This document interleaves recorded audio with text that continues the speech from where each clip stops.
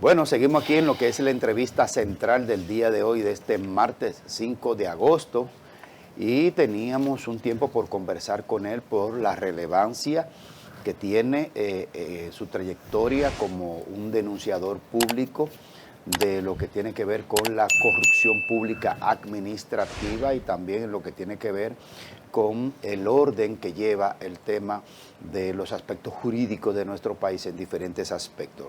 El doctor Julio César de la Rosa Tiburcio, presidente de ADOCO, la Asociación Dominicana contra la Corrupción, un innovador en esta materia en su momento. Buenos días. Buenos días, Graimer, igual Roberto, José Tomás, complacido de poder conversar con ustedes, amigos y admirados. La alianza ADOCO. Así es, la Alianza Dominicana contra la Corrupción. Hay un tema fundamental ahora en estos días que tiene que ver con lo que se ha decidido a nivel político y que se ha estado buscando por más de 2 décadas, y es la aprobación del nuevo Código Penal, y viene justo a cuenta la invitación para que estés con nosotros en el día de hoy. Ante todo, tu impresión, tu valoración de la aprobación del Código. Bueno, evidentemente que estábamos a la espera de que este instrumento esencial para enfrentar los crímenes y delitos, y en donde naturalmente el crimen de la corrupción pues debía tener un espacio preponderante, lo que nosotros hemos calificado la acción, la decisión del presidente de la República de promulgar este nuevo Código Penal que tenía unos 20 años discutiéndose en el Congreso de la República, había sido aprobado en varias ocasiones, observado por el presidente de turno, y había sucumbido, pero felizmente ya tenemos un Código Penal. No es el perfecto, pero por lo menos la vacation ley de 1 año permite hacer algunos ajustes que pueden perfectamente hacerlo perfectible, y por ello nosotros celebramos y consideramos que fue una decisión trascendental del presidente de la República promulgarlo, y sobre todo de que la sociedad acoja con beneplácito este código. Y en el caso particular de la Alianza Dominicana contra la Corrupción, valoramos de que se le haya dedicado un título, un capítulo, varias secciones y subsecciones. Estamos hablando de 25 artículos que tocan el tema de la corrupción. El código que se había aprobado y que fue observado por el presidente de la República, nosotros le salimos al frente porque cometieron un grave error, y fue tipificar la corrupción como un delito. Y le habían establecido... El que aprobaron en el 2014 y que Danilo... No, en el anterior, el último, que fue el presidente de la República que lo observó, el actual. Estimo 2002-2003 por ahí. De los que naufragaron. Efectivamente. Bueno, que le tocó una de las observaciones. Había traído la tipificación de la corrupción como un delito, con pena la más alta de 10 años. Nosotros, cuando se observa el código, o sea, fuimos de los que le pedíamos al presidente de que observara el código porque no se correspondía. Y en la vista pública, y quiero destacar el papel de uno de los actores, que era presidente entonces de la Comisión de Justicia de la Cámara de Diputados, el diputado Alexis Jiménez, que cuando nosotros hicimos la crítica, él atinó a invitarnos a una reunión de la comisión, y posteriormente se convocó a una vista pública presidida por el presidente de la Cámara de Diputados, Alfredo Pacheco, y ahí nosotros expusimos lo siguiente, y le pusimos en contexto de que la corrupción no es un delito, y por vía de consecuencia no podía tipificarse como sí, sino que la corrupción es un concierto de delitos, como en efecto este código ahora lo contempla. ¿Cuáles son esos delitos de corrupción?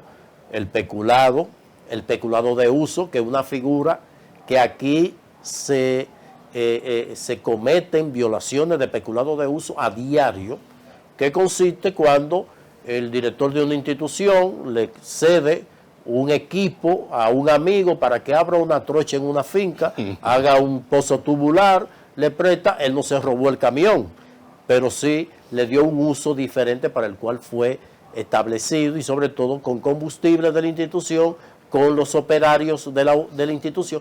Eso se da diario, lo que significa que esta será una figura importante para a diario estar llevando a la justicia a muchos funcionarios que no se le puede acusar de que se robaron el equipo, pero sí de darle un uso diferente. Yeah. Está el conflicto de interés, está también una serie de figuras que anteriormente no estaban contempladas y que no se le había dado la categoría que realmente tiene, y de la misma forma que habiéndose aprobado ya una nueva ley de compras que deberá entrar en enero del año 2026, también trae este nuevo Código Penal regulaciones y sobre todo tipificación de ilícito para las compras y contrataciones públicas, de la misma forma que va a ir en consonancia con la nueva ley de compras y contratación, y por eso nosotros saludamos este código que se listan los delitos ya tipificados con la consiguiente sanción desde el artículo 284 hasta el 308, que precisamente se despide ese título de la corrupción con la prescriptibilidad o la prescripción de los actos de los casos de corrupción. Ahí vamos precisamente, usted acaba de mencionar 25 artículos que están dentro del nuevo código. Preguntarle cuál usted cree que es el uno o dos o tres más relevantes que atacan directamente este tema de la corrupción administrativa y el tema de la prescriptibilidad, si está o no está. Sí, está establecida ¿En qué tiempo? a los 20 años. 20 años. Algunos... ¿Cómo tú lo consideras que prescriba a los 20 años? Sí, es correcto. ¿Es correcto? Porque en el código que todavía está vigente, los delitos de corrupción o los crímenes de corrupción están considerados dentro de la tipificación del crimen, que vendría siendo la pena máxima establecida, de la misma forma que la prescripción solamente tiene una durabilidad de 10 años. O sea, cualquier crimen cometido por una persona, se sustrae a un proceso, se desaparece, aparece y ya no hay caso. En este caso se aumenta a 10 años. Había una discusión sobre la imprescriptibilidad.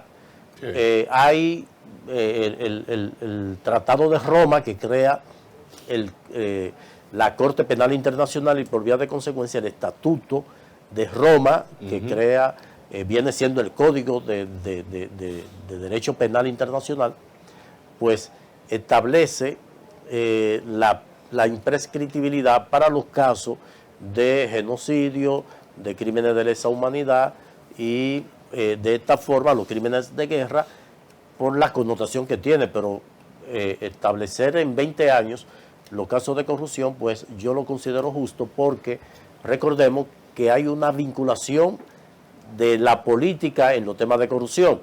No se puede otorgar un plazo más allá de 20 años porque imagínense que un partido de gobierno perdura en el tiempo más de 20 años y que haya perseguido por un delito de corrupción a una persona, esa persona pues evidentemente estaría prácticamente desterrada. Entonces creo que 20 años es suficiente como para que se pueda verificar. Eso lo comentábamos aquí en estos días, que en países como estos, donde la política tiene sus formas, ¿verdad?, que no hemos todavía llevado a un nivel de madurez institucional. Es más, inclusive en países de avanzada se dan sus cosas de vez en cuando.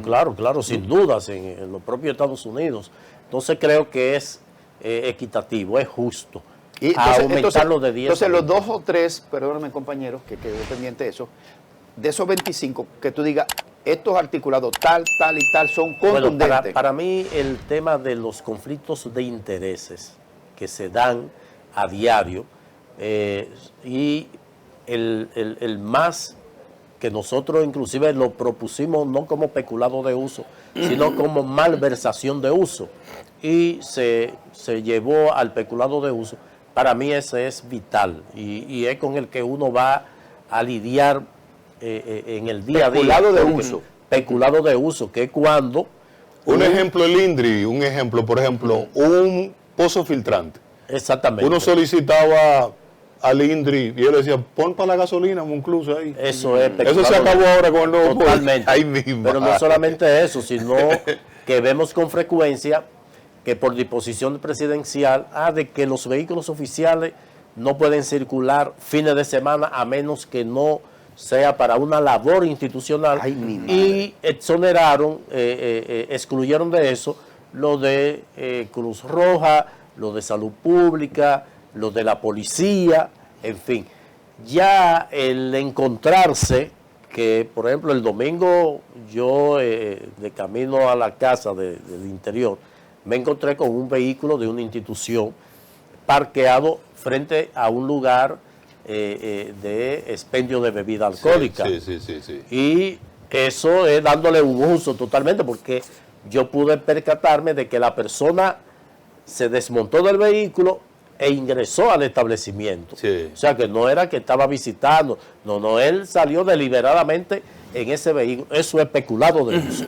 Y con esto, pues podemos perfectamente, la sociedad, Sí. en sentido general, convertirse en un veedor Sí. de cumplimiento de eso. O sea, ya esas disposiciones que establecía el presidente de la República por decreto y que no pasaba de una sanción disciplinaria de tipo administrativo, pues ya tiene una connotación penal con pena de 5 a 10 años, a partir de Wow. la gravedad, menos grave, De más cinco- grave. de 5 a 10 años. De 5 a 10 años. Y para mí, entre otras, está evidentemente, son 25, esta va a tener un uso muy frecuente. Ok. El tema relacionado, por ejemplo, con la lucha contra la corrupción, obviamente fue muy bien tratado en ese nuevo código. Pero también hay otro tema que fue abordado con el mayor nivel de altura, y es, por ejemplo, el caso de las personas que de alguna manera se coaligan para cometer un hecho, como funcionarios públicos.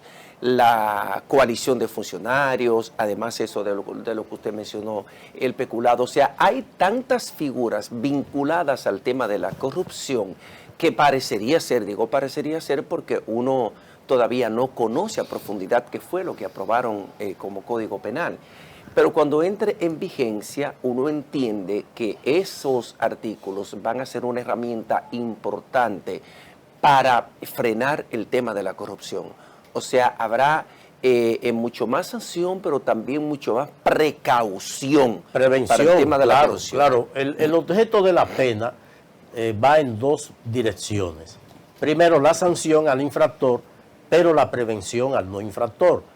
Y nosotros somos un ejemplo de eso. Nosotros nos detenemos en la luz roja sin ver un agente de tránsito. ¿Por qué lo hacemos? Porque hay un elemento moral que ejerce presión en nosotros, en los seres humanos, Sí. de que si transgredimos la norma vamos a tener una sanción. Entonces uno se abstiene de eso, de no cometer la infracción, porque sabe que tiene consecuencias. Entonces se va a lograr sancionar al infractor, pero también se va a lograr el objeto que tiene la pena al momento de establecerse, de prevenir la corrupción.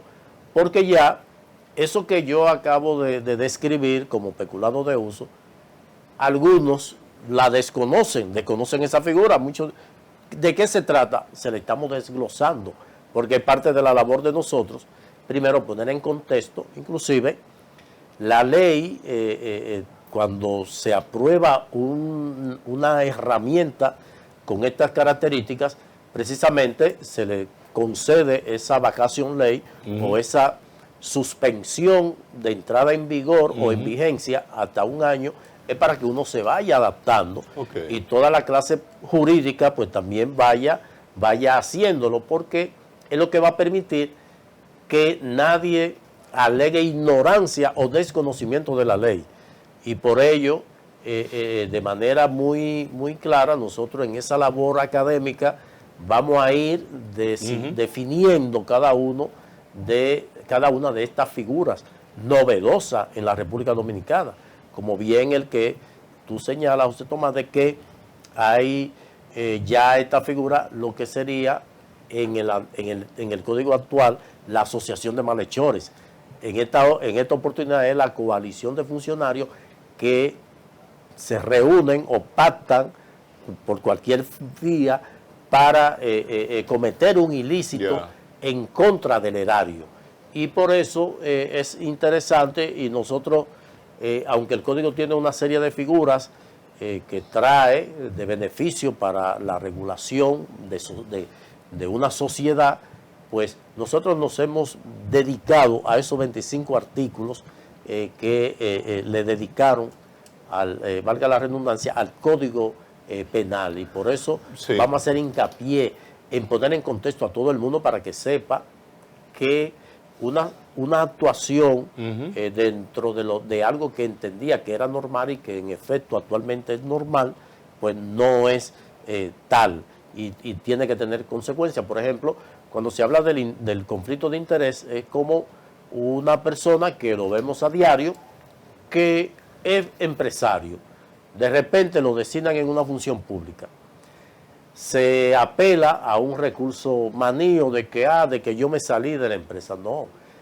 Lo que se está a lo que en los últimos años, inclusive tomando como referencia otros países, es fideicomisar el patrimonio. O sea, detengo la operatividad de mi patrimonio, yo no lo voy a administrar a un fideicomiso que me excluye totalmente. Pero aquí, no, que está en manos de mi esposa, de mi hermano, de mi hijo, pero resulta que en un proceso de licitación de la empresa, pues aparece involucrada esa empresa.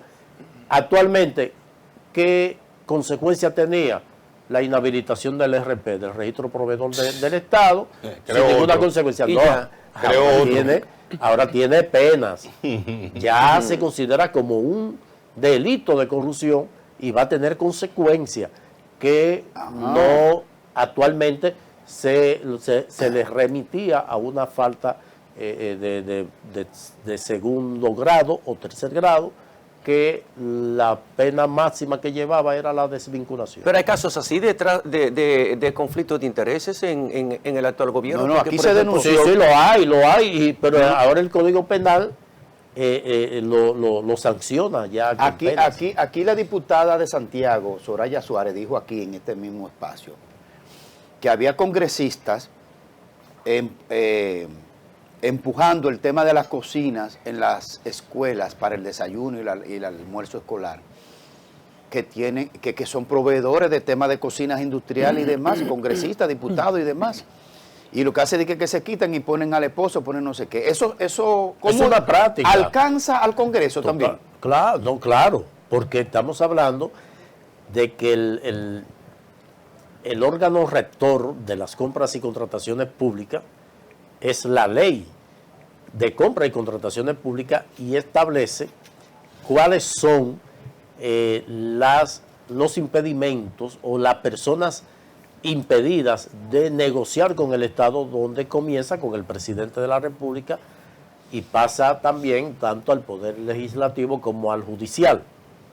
Y ya esa participación de un servidor público, o que ya esto no es el Código Penal, el Código Penal te lo va a perseguir desde el punto de vista del conflicto de interés, pero la ley de compras y contrataciones establece inclusive impedimentos vinculados en los diferentes grados de consanguinidad de una persona que le impide negociar con el Estado, que eso va a traer una situación de que probablemente llegue al Tribunal Constitucional por la vulneración de un derecho, porque si yo soy empresario y de repente a uno de mis hijos le dio con ser diputado, pues eso no puede afectarme a mí, porque me está afectando un derecho fundamental que me asiste, que me acompaña.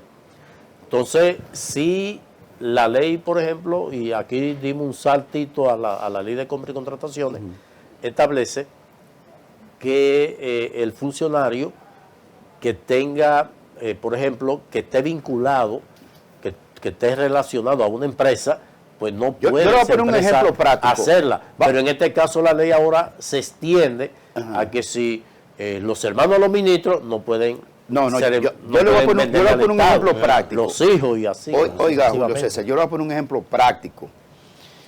El senador Antonio Taveras, empresario por muchos años del área de impresión, de editorial, escolar y ese tipo de cosas,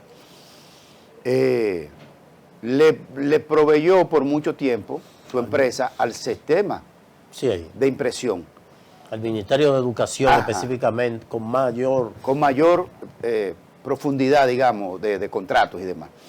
¿Puede el senador Antonio Taveras, su empresa, aunque él diga que se quitó, seguir dándole servicio al Estado? Bueno, hay que ver quiénes están al frente de la empresa. Si mantiene esa empresa la composición accionaria, que en la mayoría de los casos están vinculados sus familiares, pues a partir de lo que establece la nueva ley de compra, no. Y ahí sí ya hay un conflicto de interés. O sea, esto va a traer una reconformación de las empresas. Pero porque nos quede algo claro. Por ejemplo, porque es bueno porque que esto lo vamos a ir destajando poco a poco. Cómo que se corta el bacalao en este nuevo Código Penal. Yo no puedo ya. Yo fundé esta empresa. Yo produzco taza y copa. Pero ¿qué pasa? Que me llamó el presidente y me va a nombrar. No, yo paso a esa empresa, ven, mi esposa, la doctora Jenny Espinal, usted va a ser la accionaria, mi hija Laura, fulano, un amigo socio, papá. Y ya, eso, ante la ley, ¿qué es eso? Claro, ya ¿Se va a poder hacer eso? No se podrá hacer eso. Tendrá que, aunque en los hechos, en la práctica, se transfirieron las acciones a Juan Pérez, pues no hay un vínculo directo, o sea, jurídicamente hablando, pero si están los familiares, se aplica el conflicto de interés. Y eso lo dice en el código. No, el código se refiere a la penalización o a la tipificación del conflicto de interés que conllevaría su aplicación a un servidor público que, ejerciendo una función pública, sea electa por designación, su empresa o empresa vinculada familiarmente a ellos está vendiéndole al Estado. O sea, si esto se comprueba, pues evidentemente ya le aplican el Código Penal en materia. Me imagino que habrá del alguna conflicto de excepción interés. para tema de proveedor único. Si hay un producto, por ejemplo, que solo lo trae usted al país, entonces yo creo que ahí me imagino que habrá una... No, la excepción de proveedor único está establecida en la ley, no a partir del el único proveedor que puede suplir eso, y sobre todo te lo establece en qué renglón. Claro. Por ejemplo, aquí los murales, la mayoría son de Juan Espino, los que hay. Si hay que restaurar ese mural, tú no puedes buscar a otro muralista.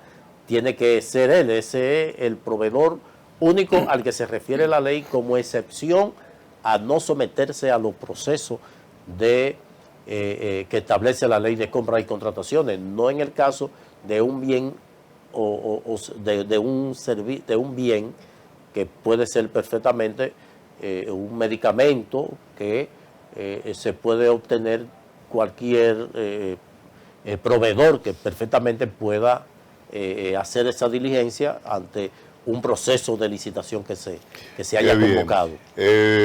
No es el código ideal, el propio presidente, profesor Julio César Tiburcio lo ha admitido, no es el ideal.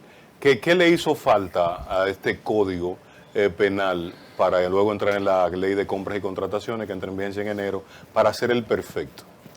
No, recordemos que hay un gran debate con el tema de la penalización del aborto en 3 causales, pero hay una causal que se incluyó, eso nadie lo ha dicho, porque se estableció que cuando la vida de la madre esté en peligro, naturalmente con la supervisión inclusive del Estado a través del Ministerio de Salud Pública, pueda esto constituir una dispensa de responsabilidad penal para el médico que lo practique. O sea, de las 3 causales hay una en el código. Esa discusión a lo que son defensores del derecho a la madre decidir ante una violación o ante una relación incestuosa, esto pues evidentemente es un derecho que le asiste al que lo ha planteado. Particularmente nosotros tenemos otra posición desde el punto de vista de lo que establece la Constitución sobre la protección de la vida desde la concesión. En consecuencia, tal vez si esto que puede ser objeto de otra discusión para una ley especial que perfectamente se puede considerar, de la misma forma que hay algunas debilidades en términos de la pena por delitos graves y delitos muy graves. La proporción no se corresponde y creo que estas deben ser de las revisiones que se deben hacer. Por ejemplo, una pena de 5 a 20 años, eso le permite al juez poder, por el grado de participación en un ilícito, establecer la pena que le corresponda a una persona que en un crimen, por ejemplo, de sangre, un homicidio agravado, hubo una persona que da servicio de taxi, le piden un servicio, él sabe que lleva un cuerpo, o que lleva la prueba del ilícito ahí, lo que robaron. Dice, mira, te voy a pagar tanto para que me lleve este televisor, pero hay una caja que tiene prenda, por ejemplo, y que para robar esa prenda le provocaron la muerte al propietario de la prenda. El taxista es cómplice porque él sabía que está cargando a una persona que lleva una caja de prenda robada. Él conscientemente dijo, bueno, él se fue, pero él no participó del hecho de sangre, de haberle quitado la vida. Entonces tú no puedes, en el caso de 5 a 20, el juez puede evaluar a partir de la consideración de que el taxista no puede aplicarse los 20 años, sino que se le pueden aplicar 8. Pero cuando tú cierras de 5 a 10 años o de 10 a 20 años, tú no le estás dejando al juez ese espacio de que él pueda ser justo o equitativo de tener que aplicarle una sanción similar a alguien que no tuvo el mismo grado de participación. Y creo que son de los ajustes que se pueden hacer. Vamos a hacer una pausa, doctor Julio César de la Rosa Tiburcio, para seguir conversando con usted de estos temas, aunque le quiero dejar una pregunta para que la abordemos a retorno. La doctora Milagros Ortiz Bosch, como jefa del tema de ética, de la Oficina de Ética y Transparencia Gubernamental, tiene alrededor de 50 casos en sus manos de denuncias sobre temas de corrupción. Para saber qué usted piensa de eso, de ese apiñamiento de expedientes sin darle curso. Vamos a una pausa, estamos conversando con el doctor Julio César de la Rosa Tiburcio, presidente de ADOCO. Estamos hablando de temas de corrupción y del nuevo Código Penal. Al retorno. Bueno, seguimos aquí conversando con Julio César de la Rosa Tiburcio, denunciador público del tema de la corrupción en nuestro país. En este gobierno, ¿hay corruptos preferidos? En todos, y este no puede ser la excepción. Y a partir, eso podemos verlo a partir de las denuncias que se han presentado contra algunos servidores públicos y sobre todo que tanto el pasado presidente, recordemos, que había, Danilo Medina había dicho que con el simple rumor de un funcionario público, bastaría ese simple rumor para su destitución. El presidente actual, pues, fue muy elocuente también con el tema de la corrupción y sobre todo con la creación o la dimensión que le dio a la Dirección General de Ética e Integridad Gubernamental, la DIGEI, de que cualquier denuncia que se hiciera, pues eso iba a ser un motivo para la desvinculación y procesamiento del imputado o del denunciado. No ha ocurrido. Particularmente nosotros hemos tenido diversas denuncias que formulamos, y algunos de estos denunciados lo que fueron desvinculados, o sea, no han sido procesados. ¿Qué pasa con doña Milagros Ortiz Bosch, que tiene ese casi 50 expedientes en su despacho y no procede? Miren, aquí hay una mala aplicación o mala interpretación de los roles de las instituciones. Primero, ese no es el rol de la DIGEI.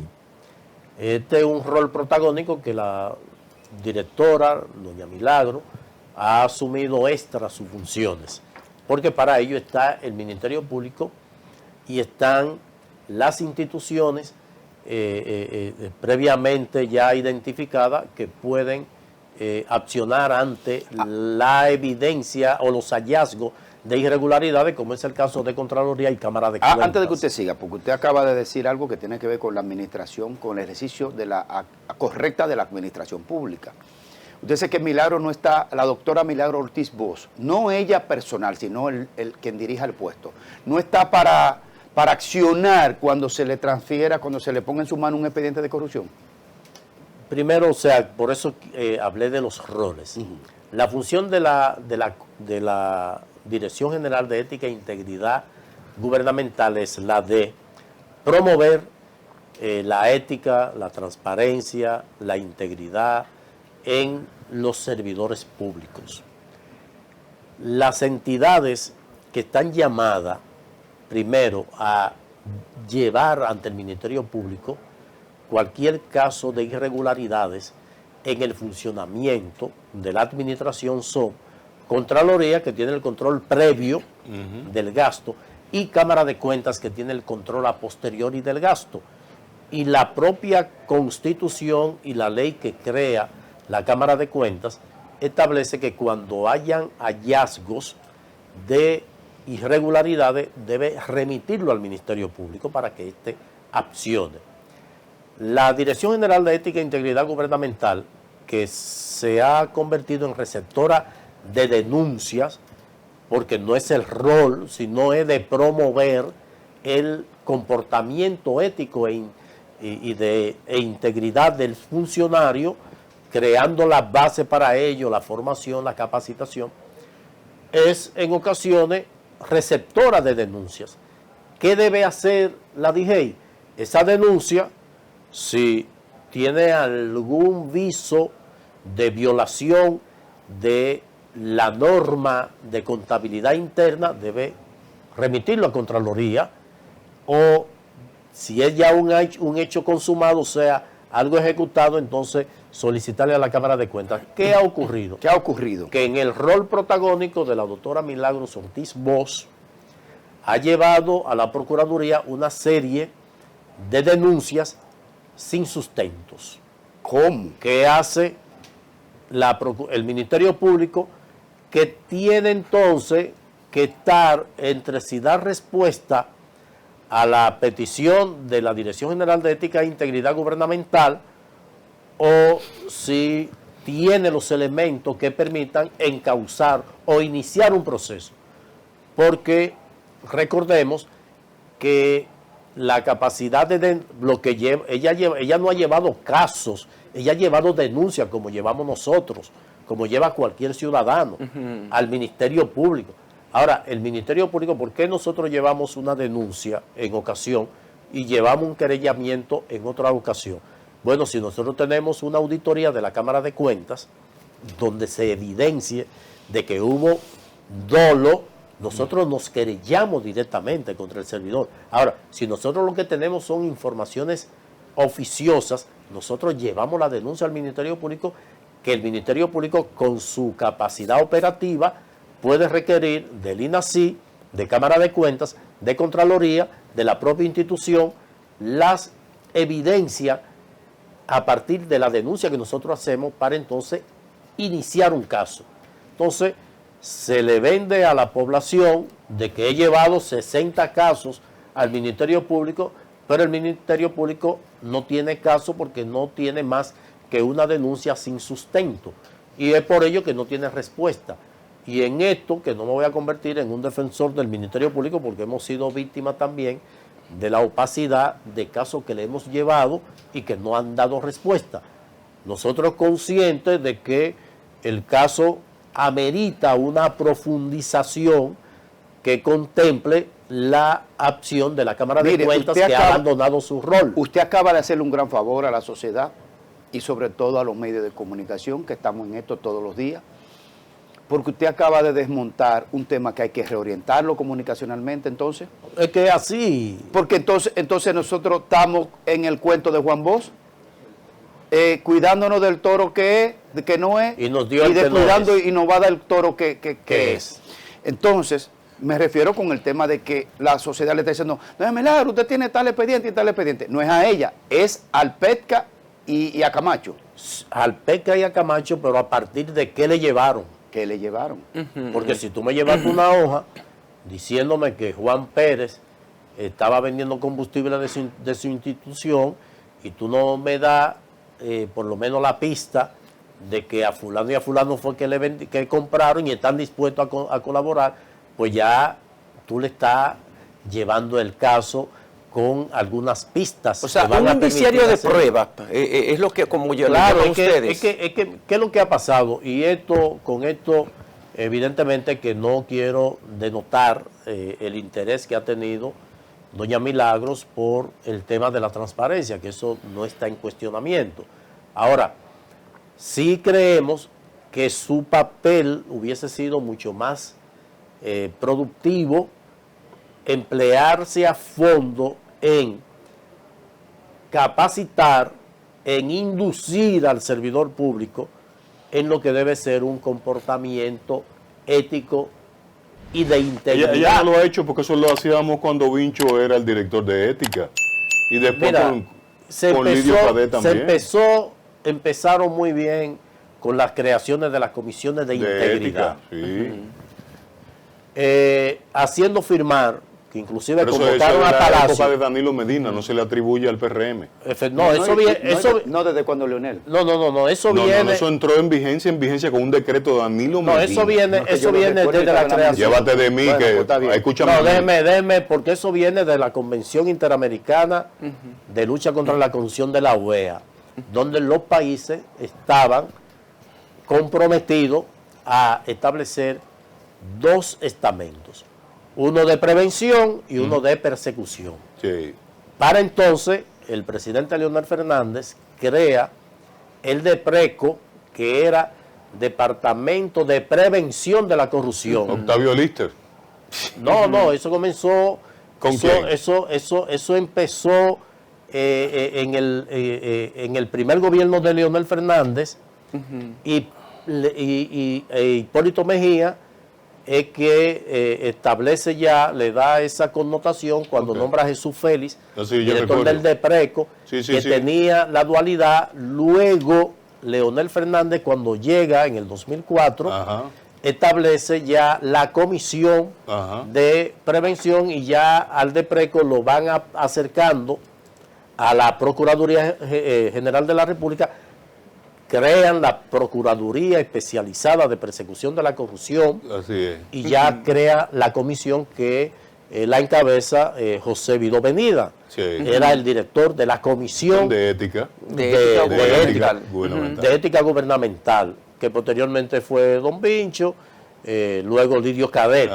Ahí comienza a promoverse la creación de la Comisión de Éticas de las instituciones, compuesta por servidores públicos que iban a tener el papel de vigilar por el comportamiento ético y disciplinario de los servidores públicos. Así es. Entonces, el presidente de la República le da una mayor connotación, lleva a doña Milagro con un rango superior al del director, y inclusive convoca a Palacio a la firma del compromiso ético. Este es un compromiso ético que firman los servidores públicos, ni siquiera saben qué están firmando porque no lo ponen en práctica. Y eso es parte de lo que se presenta inclusive al momento de evaluar la transparencia de las instituciones públicas, que eso también es eso viene siendo, sin lugar a duda, una de las prendas que se exhiben que no tienen ningún tipo de base, porque dan una calificación a instituciones que cumplen en transparencia y tiene uno que estar demandando en acción de amparo porque te niegan una información.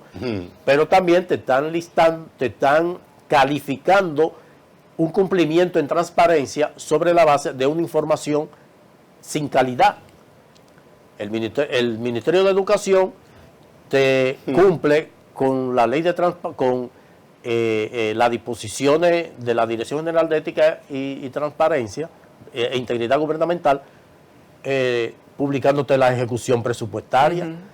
Y eso es, tu ética te valora de que cumple, pero para mí no cumple porque no es una información de calidad. Pero y todo lo te que ponen en una hoja 8.5 x 11 la ejecución de 70.000 millones de pesos del mes de julio, y yo no sé realmente que eso que dice que gastó, en qué lo gastó. Cuando te dice que gastó tanto en combustible, yo quiero saber a quién le dieron ese combustible, a quién le dieron esos viáticos, en qué gastaron, que ahora mismo nosotros estamos solicitando informaciones sobre el uso de las tarjetas que tienen los servidores públicos de gastos de representación.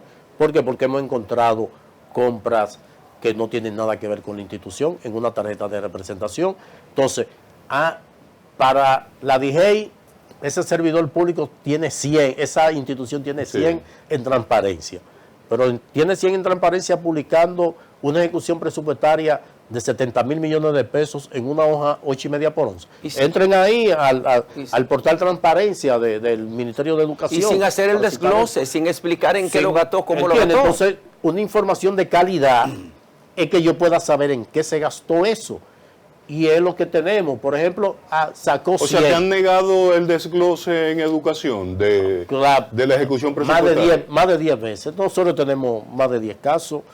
¿Solo en educación? De educación, solicitando informaciones, Pero se nota entonces un retroceso, porque yo recuerdo que ADOCO me pedía en hidroeléctrica la información y le entregábamos la tripa completa. Claro. Ahora, por ejemplo, ahí en EGEGI, que eso es un tema. Cuéntame qué está pasando. Ese es un tema. No. Ahí está pasando de todo. Partiendo de que ha sustituido literalmente al Ministerio de Obras Públicas. El presupuesto de EGEGI en materia de construcción. Para obras civiles. Recordemos que cuando se creó el MIBEP era para las construcciones en las que debía intervenir el Estado, iban las que tenían que ver con vivienda y con otros rubros, construcción de escuelas y todo ese tipo de cosas, iban a ir al MIBEP.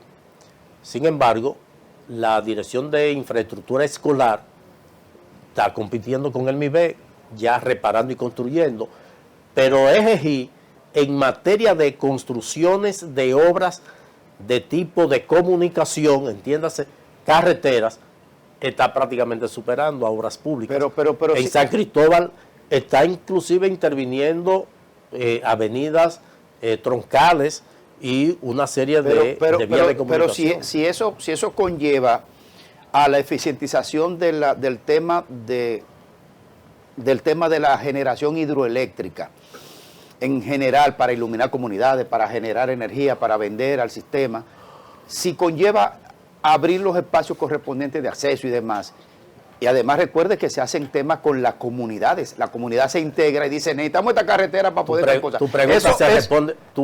Eso no es adecuado. Tu pregunta se responde perfectamente. O sea, la misma pregunta que ese planteamiento que tú haces, tú la estás respondiendo. Ajá. Primero, EGEGI no es el resultado de una ley, de un decreto que se desprende de la ley 12501, la ley de electricidad, que se separa o extrae de la ley 125 que crea la Corporación Dominicana de Empresas Eléctricas Estatales, dos renglones que tenía la Corporación Dominicana de Electricidad, que eran generación hidroeléctrica y transmisión eléctrica. Crea dos empresas, EGEGI, hidroeléctrica, y la ET. y ET de transmisión eléctrica. Sí. Un decreto que la sustenta.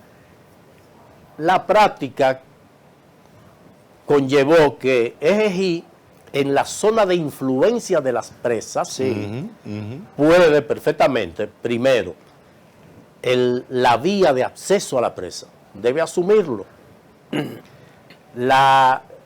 contribuir dentro de lo que es el compromiso social con la comunidad, Sí. una escuela, una iglesia, un salón club, cultural, esto, perfecto, de camino a la presa. Sí.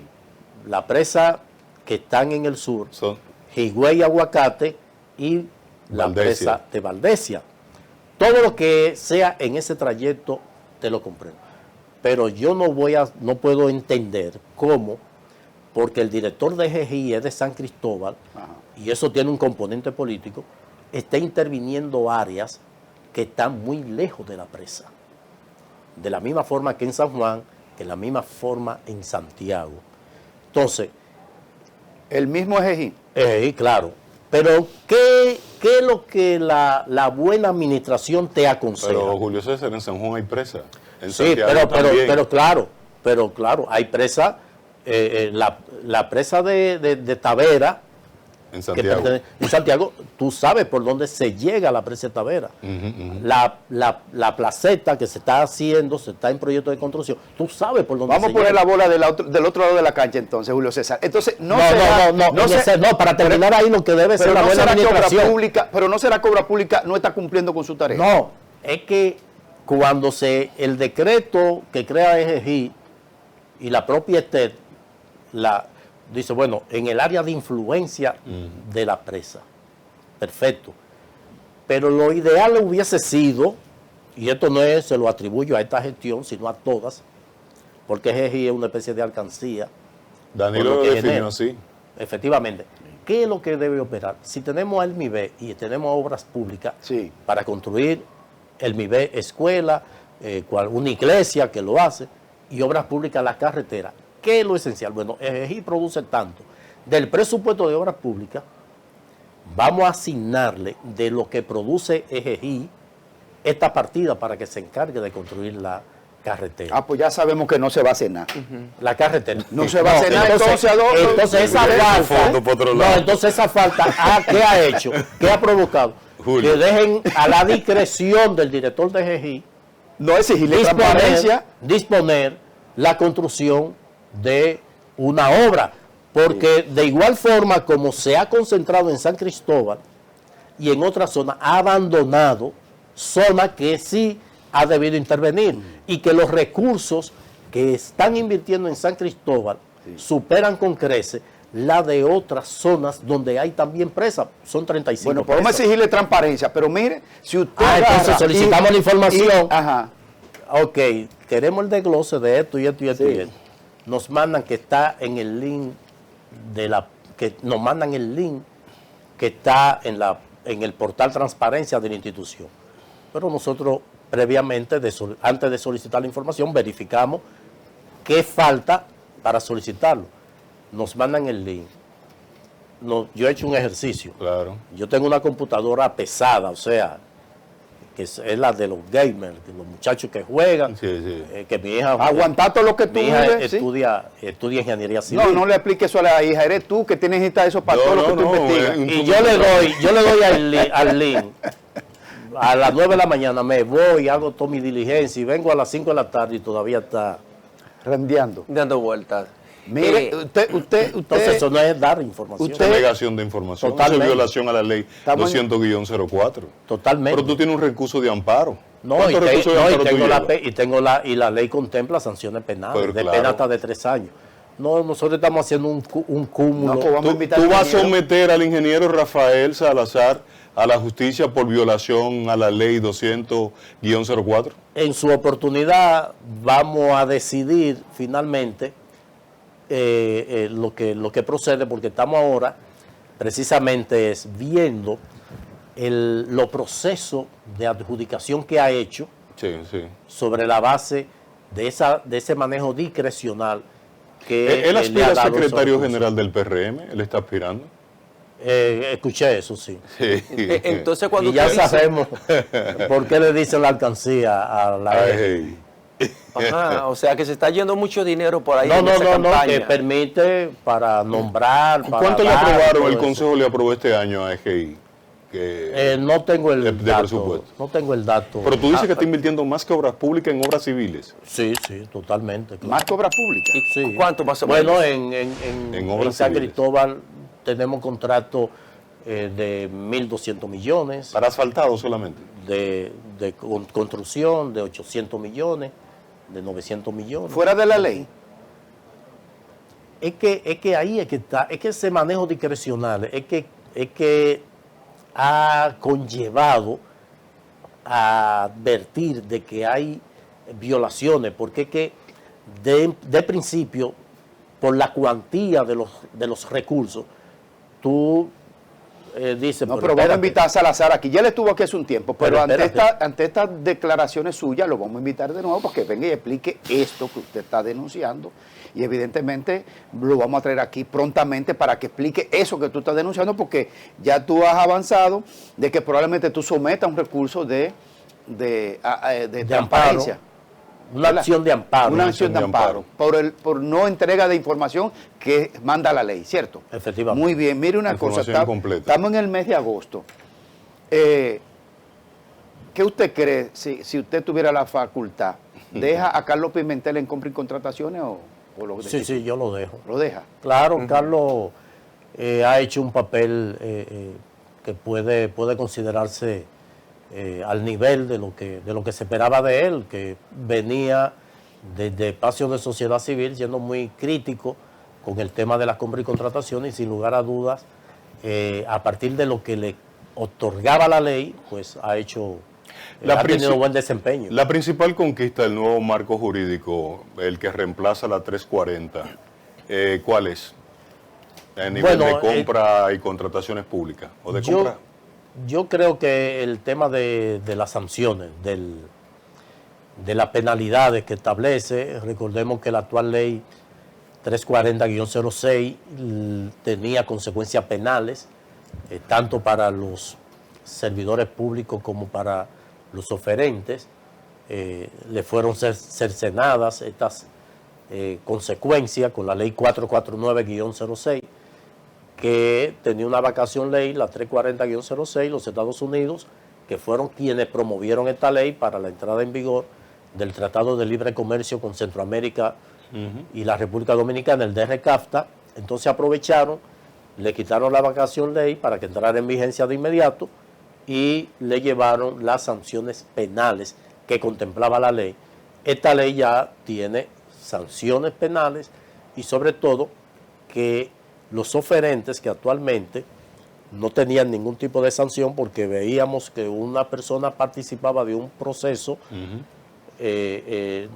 al final no le interesaba y abandonaba el proceso, y ahí entraba el que quedó en segundo. Sí, sí. Y era una vieja práctica que, bueno, yo voy a entrar, voy a presentar Sí. algo menor que tú, pero yo salgo y tú entras, que estaban por lo general siempre vinculados, y esta ley va a ser más estricta. Es en parte ese de una aspecto. mafia, es parte de la mafia. Una como estructura, operaba. son carteles que operan en todas las áreas. Finalmente, porque ya Graimer va ha hecho señal que se terminó. Ayer vino por aquí Héctor Guzmán y soltó una granada, tipo, mira, de la que Vicente Sánchez Bárez dejó caer en la Junta. No, en la Junta Central Electoral. Dejó un boquete de este tamaño. Mira, Julio César, querido profesor. Y dice que hay un fideicomiso, ¿lo dije bien? Fideicomiso que tiene que ver con medio ambiente, o sea, desechos sólidos, que eso va por 7.000 millones. 7.800. 7.800 millones de pesos. Y que 3.000 millones, él Casi entiende, cuatro. casi 4, hay ahí como la mano negra, beneficiando a... No, ¿Qué te parece esa denuncia? yo creo que hay una mano blanca. Una mano... Es verdad. Sí, sí, sí. Mire, ¿Y esa mano tiene apellido? precisamente ese es un caso que nosotros estamos dándole seguimiento. De hecho, le solicitamos al fideicomiso Do Sostenible. ¿Quién lo dirige? No Ok. recuerdo así su ¿Qué le nombre. solicitaron? ¿Qué le solicitaron? Le solicitamos el desglose de los pagos realizados a las empresas que participan de los rellenos sanitarios, que es precisamente el sostén del fideicomiso. Y esta información pues fue rebotada por parte de Do Sostenible, acogiéndose a lo que establece el contrato de fideicomiso, de que no pueden dar informaciones a terceros, o sea, que no sean parte de... Y lo hicimos entonces al Ministerio de Medio Ambiente, pero la información está inconclusa, incompleta, porque nosotros tenemos la información oficiosa. Porque a todo esto, cuando Pero el nosotros PRD depositó solicitamos... el desglose y todo aquí. Sí, hasta nos Sí, mandó una Sí, y fue una querella, no una denuncia. Claro, la del sí, PRD. yo la vi, pero yo estoy buscando algo más de lo que ha presentado el PRD. Porque nosotros tenemos una información oficiosa ¿Qué que tienen no es la ustedes? que tiene el ¿Qué PRD. tiene Adoco No, oficiosa? esa es precisamente lo que nosotros queremos comprobar, corroborar con la información oficial. Porque de seguir negando esa información, entonces nosotros también vamos a accionar. Sí, pero por eso usted no me ha dicho, o sea, ¿qué es lo que usted quiere, que el PRD no depositó, que usted quiere saber? No.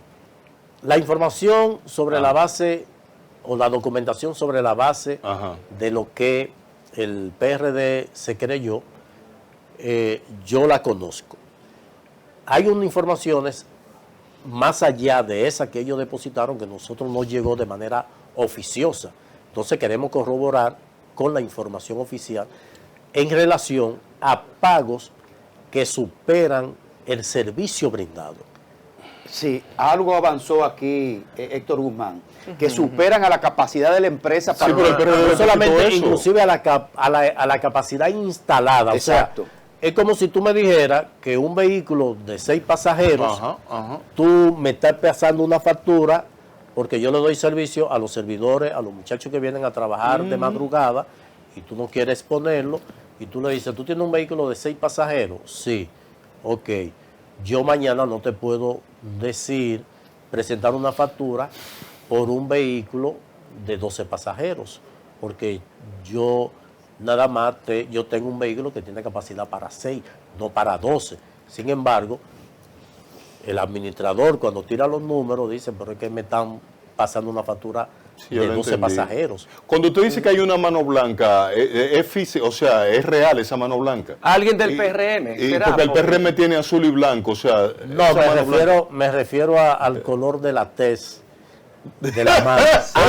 Es que es un popi, una persona clarita. ¿Por qué hay tanto miedo de decir quién es el dueño de esas empresas? Porque No, mira, Héctor es precisamente eso, es parte de la información que nosotros estamos buscando. Héctor Guzmán no quiso decir aquí... No, él hay- dijo No, nombre es que hay. de la sociedad. Él dijo nombre No, de las de los 12 dueños, empresas, yo me de las 12 refiero. No, empresas, señores, no, miren, no de las miren personas. qué ocurre. que es de los dueños de la empresa. Miren qué ocurre. El dueño. Yo tengo 30 años impartiendo derecho penal. Entonces yo sé hasta dónde, yo aún teniendo conocimiento de que sé que Ramón Pérez es el dueño, pero si no tengo el registro mercantil que me diga que es el dueño, yo no puedo decir que Ramón Pérez Doctor, es el dueño. una curiosidad. Ahora, nosotros sí. Ahora, en la investigación que nosotros estamos haciendo, es donde vamos a ver el cruce que me va a permitir que, aunque el registro mercantil diga que es Ramón, que no es de Ramón Pérez, pero la información, el cruce accionario en otras empresas es donde vamos a encontrar. ¿Qué tan cerca están ustedes? ¿Qué tan cerca están ustedes en su proceso de investigación para decir, fulano de tal, dirigente del PRM, se está beneficiando de un procedimiento de corrupción administrativa en el fideicomiso de la ley de residuos sólidos? Estamos muy avanzados, en un 70%. Wow. 70%. Doctor, finalmente, esa mano blanca, que no es una mano negra, supera en su extensión al socio del amigo de nosotros que le decíamos el doctor Muerte, que se dedica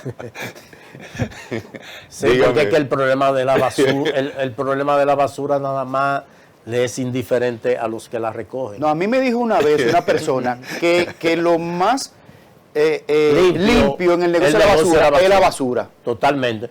A los únicos que le afecta es a los que la recogen y a los que la reciben en el vertedero. Finalmente. Pero es un gran negocio y estamos hablando de que el volumen que esto ha manejado penosamente, por tratarse de un fideicomiso, fuera de los alcances de las instancias oficiales de control, tanto interno como externo, pues provoca que cada vez más vaya en aumento, porque de cara, por ejemplo, a lo que es la información financiera para el administrador del fideicomiso, la cosa va bien. ¿Por qué? Porque está generando. Ahora, lo que están recibiendo, pues evidentemente que está muy por encima de lo que deberían recibir y sobre todo por el servicio que ofrecen. Y si ustedes lo saben, ¿por qué Camacho no se entera de eso? No, porque el Ministerio Público,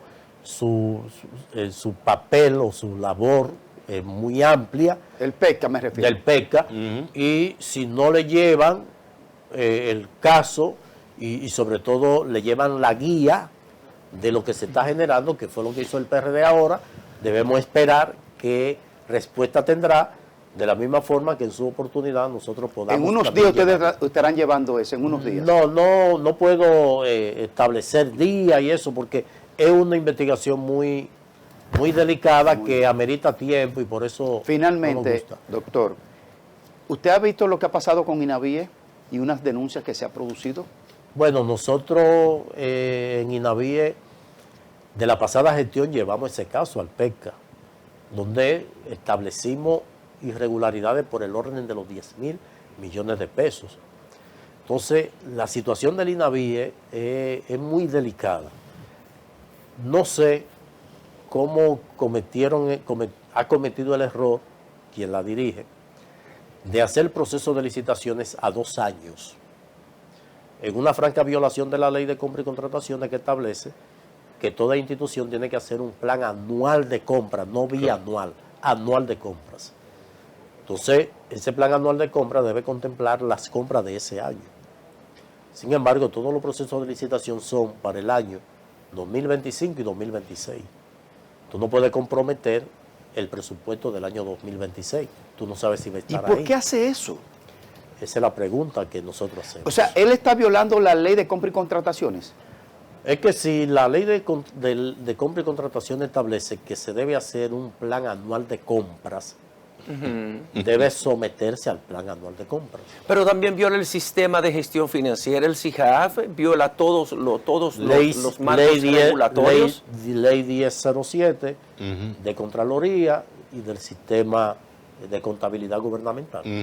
Vi la respuesta, la entrevista que le dio a Nuria Piera, el señor Víctor Castro, y uno que se centra más que en la declaración, en el lenguaje facial y corporal. Él parecía perturbado. Salió muy mal de esa entrevista. Víctor es millonario. Bueno. Químico. ¿Qué? Víctor es millonario. ¿Qué tiene eso que ver? Sí, pero eso no tiene que ver, porque los millonarios quieren muchos más millones. Víctor es fabricante de aceite, importador también. Sí, pero lo que estoy juzgando al funcionario. Terminamos, doctor, diga a eso último que le cuestiona José Tomás. No vi la entrevista y yo me limito a lo que han sido las denuncias que se han hecho. Nosotros hemos recibido inclusive a proveedores en donde advierten que hay irregularidades en los procesos. Hubo un proceso que se detuvo, donde se ha empezado por la soga más delgada, que fue la cancelación de una serie de servidores públicos, inclusive peritos, que para nosotros la responsabilidad debe recaer en el comité de compras, que lo preside la máxima autoridad ejecutiva. Y por vía de consecuencia creo que esto debe profundizarse, porque desde el punto de vista nuestro, ahí no se han manejado los recursos de manera transparente. Muchas gracias, doctor. Muchas gracias. Siempre a la orden. A usted lo vamos a invitar de nuevo, prontamente, desde que esté el caso de la ley de residuos sólidos y el sometimiento que ustedes van a hacer. Nos vemos mañana, señores. Mañana tenemos una invitada premium de primer nivel, no se lo pierdan. Nos vemos mañana.